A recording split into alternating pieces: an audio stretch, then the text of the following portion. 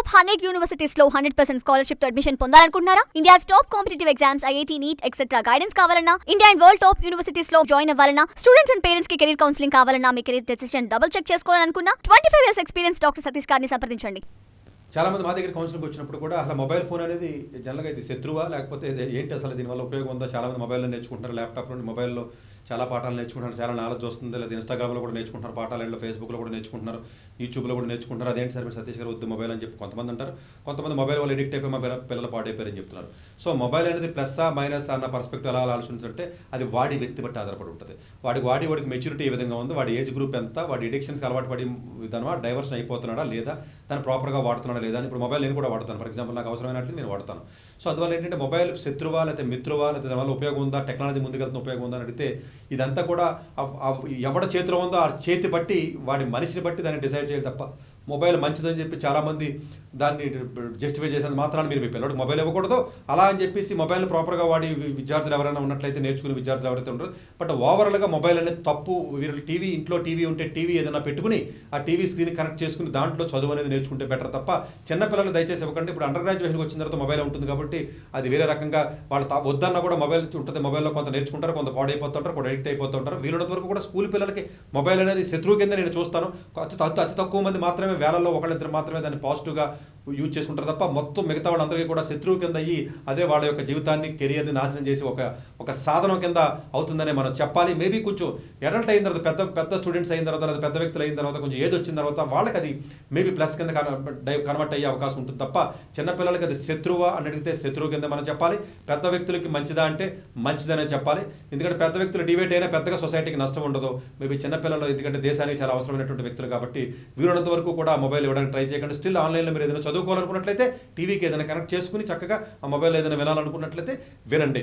So laptop కూడా జనరల్గా వద్దు పిల్లలకి. ఎందుకంటే అది బ్రెయిన్కి మొబైల్ ఎందుకు వద్దు అని చెప్తున్నానంటే it's not about only that addiction పర్స్పెక్టివే కాదు. సో ఇట్ కాగ్నిటివ్ స్కిల్స్ అంటారండి బ్రెయిన్కి. ఆ కాగ్నిటివ్ స్కిల్స్ బ్రెయిన్కి చాలా చాలా సంబంధం. ఎన్నో హార్వర్డ్, ఆక్స్ఫర్డ్ యూనివర్సిటీస్లో సర్వేస్ చెప్తున్నాయి.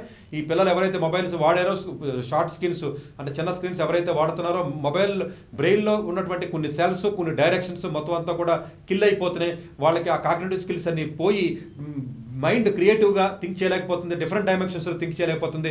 దీనివల్ల చాలామంది పిల్లలు డిప్రెషన్లోకి వెళ్ళిపోయి చాట్ బాట్తోనే మాట్లాడుకుని లేదా చాట్ బాట్స్తోనే లేకపోతేనేమో ఏదైనా మాట్లాడుకుని వాళ్ళు ఎడిక్ట్ అయిపోయి జీవితాన్ని నాశనం చేసుకుని ఈవెన్ సూసైడ్స్ వరకు కూడా వెళ్ళే అవకాశం ఉందని చెప్పి చాలామంది హెచ్చరిస్తున్నారు. కాబట్టి పిల్లలకి వీళ్ళంత వరకు హై స్కూల్ వరకు 12th క్లాస్ వరకు కూడా మొబైల్ అలవాటు చేయకండి.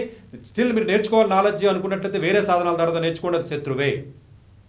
డాక్టర్ ఎస్ సతీష్ గారు ఏపీ తెలంగాణ విద్యార్థులకు సుపరిచితమైన పేరు. సతీష్ గారు 2001 యూపీఎస్సీ పరీక్షల్లో ఇండియన్ రైల్వే విభాగంలో ఉద్యోగం సాధించారు. సతీష్ గారు చదివిన చదువులు engineering, MTech, MBA, executive MBA, MSc, MBA HR, MA psychology లాంటి పోస్ట్ గ్రాడ్యుయేషన్ డిగ్రీతో పాటు డాక్టరేట్ కూడా చదవటం జరిగింది. సతీష్ గారు నిరంతర విద్యార్థి. అలాగే సతీష్ గారు పలు ప్రతిష్టాత్మక కాంపిటేటివ్ పరీక్షలో యూపీఎస్సీ నిర్వహించే సివిల్ సర్వీస్ పరీక్షలో 179వ ర్యాంక్, అలాగే ఇంజనీరింగ్ సర్వీస్ లో 24వ ర్యాంక్, గేట్ ఎగ్జామ్ లో 4వ ర్యాంక్, క్యాట్ ఎగ్జామ్ లో 99.8%, జీమాట్ 76 స్కోర్, ఇలా పలు కాంపిటేటివ్ ఎగ్జామ్స్ లో మొదటి ప్రయత్నంలోనే ఎన్నో ర్యాంకులు సాధించారు. ఎన్ని క్వాలిఫికేషన్ డిఫరెంట్ పరీక్షలు ర్యాంకులు సాధించిన వ్యక్తులు మన ఇండియాలో చాలా అరుదనే చెప్పాలి. ఇలాంటి అకాడమిక్ లో పరంగా, కాంపిటేటివ్ పరంగా ఇన్ని ర్యాంకులు సాధించడంతో పాటుగా గవర్నమెంట్ ఉద్యోగం చేస్తూ పలు అవార్డులు తీసుకున్నారు. సతీష్ గారికి జోనల్ లెవెల్లో general manager award, all India లెవెల్లో నేషనల్ లైఫ్ టైమ్ అచీవ్మెంట్ గుర్తింపు దక్కాయి. Appreciation of president lifetime Sevashri award Andhra Pradesh మంత్రి నుంచి అందుకున్నారు. వీటితో పాటు పలు రకాల అవార్డులను అందుకున్నారు. ఎన్నో ప్రతిష్టాత్మక ఆర్గనైజర్స్ పర్మనెంట్ మెంబర్ గా ఉన్నారు. కష్టపడి పైకి వచ్చిన వ్యక్తి కావటం వల్ల గత 20 సంవత్సరాల నుంచి ఎంతో మంది చిన్నపిల్లల దగ్గర నుంచి 5, 6 తరగతుల విద్యార్థుల నుంచి పెద్ద పీజీ, పీహెచ్డీ కాలేజీలకు వెళుతూ విద్యార్థులకు అవగాహన కల్పిస్తుంటారు. ప్రతి విషయం పైన డాక్టర్ సతీష్ గారు స్పష్టమైన అవగాహన కలిగి ఉన్నారు. డాక్టర్ సతీష్ బలంగా నమ్మే సూత్రం ఏంటంటే అవేర్నెస్ ఈజ్ ఎవ్రీథింగ్. మనిషికి అవేర్నెస్ ఉంటే ఏదైనా సాధించగలరు.